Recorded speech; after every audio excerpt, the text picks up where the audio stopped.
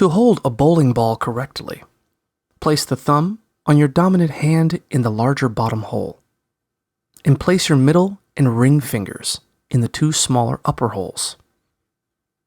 Rest the ball on your dominant hand, but use your non-dominant hand to steady it from underneath at the same time as you approach the lane.